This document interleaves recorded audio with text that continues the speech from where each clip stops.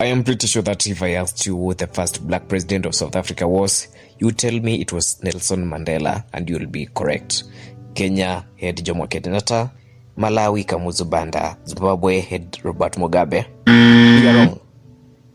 Mugabe is so famous even in his death, memes have been made of him spitting wisdom, which is bonkers. Away from Mugabe's antics and fake profiles on social media platforms imitating him, Zimbabwe's first president was Canaan Banana. President Canaan was born in 5th of March 1936 and named Sodindo. His mother was from the Ndebele tribe, while his father was a Mosoto or Mosotho tribe. I can say that Sodindo was privileged as a child because he was educated in Nzinyati Missionary School and later Tegwani High School, which the ordinary South Rhodesians, as Zimbabweans were known at the time, could not afford. After completing the ordinary education level, Sodindo would join the Ipwa Theological College and ordained as a Methodist minister in 1962. The name Sodindo would evaporate and Canaan would become mainstream. A year later, that is, in 1963, he would become a school administrator and until 1966. Talk of being the soft life ambassador in Zim. He would continue with his ministerial work and in 1969, he would be elected as a chairman of the Bulawayo Council of Churches, which he would serve for 2 years. From 1971 through 1973, Canaan would be elected in All Africa Council of Churches. But then, besides being a man of the cloth, Canaan had a soft spot for politics, and that is how he'd found himself chanting anti-colonial policies. He would advocate for the liberation of black theology and become a huge critic of the white regime in southern Rhodesia, which was led by Ian Smith. The political heat in the country was becoming unbearable, and the promised land for Zimbabweans, Canaan, would flee to Japan, then US. While in the US, Canaan would join the famous Wesley Theological Seminary. He would return to his mother country, probably thinking that Ian Smith and the white regime in general had forgotten about his existence. Unfortunately for him, they had not.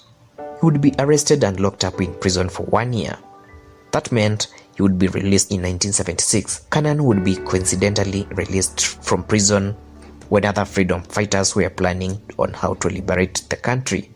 Together with Robert Mugabe, they would attend the Geneva Conference in 1976. 3 years later, in 1979, they would attend the Lancaster House Conference. The conference would chart the way forward for Zimbabwe and how it would attain independence. At the end of the conference, the delegates agreed to have Canaan become the promised land for Israelites. Read, Canaan become the president of Zimbabwe. In my opinion, Canaan was not ruthless in his approach to issues, and as such, Britain could easily toss him however they liked. In short, Canaan was just a ceremonial president, leaving proactive people like Robert Mugabe in the dark. But don't mistake Canaan holiness for weakness. He was a savage and controversial. Do you remember me making a joke out of his name? In 1982, Canaan would make a law that banned anyone making fun out of his name.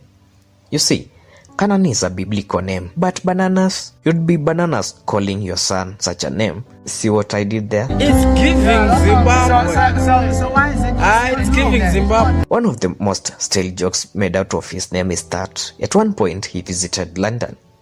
The Queen asked him, Canaan, did you come alone or in a bunch? A journalist also made fun of his name, stating that attempts to contact Mr. Banana were fruitless. As a president, all Banana had to do was make public appearances, but it is Robert Mugabe, the country's prime minister, who called the shots.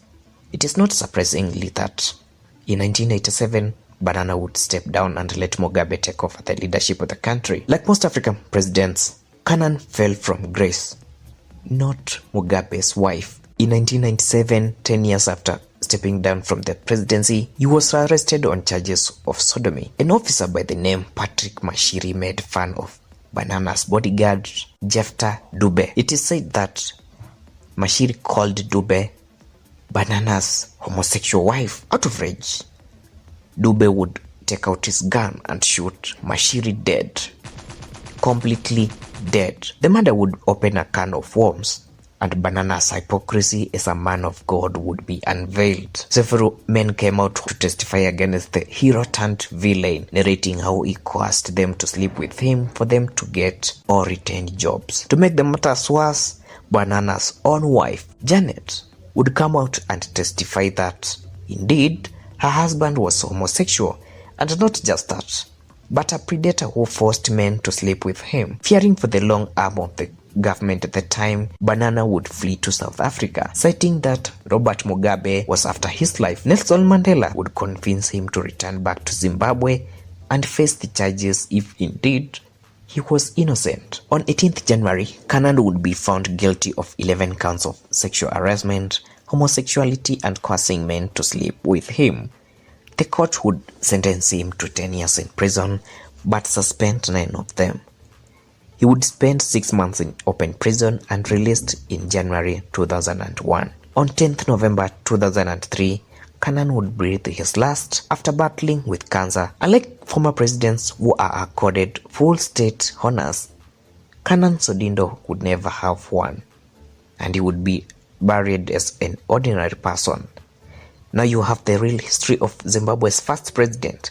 Don't forget to subscribe to this channel.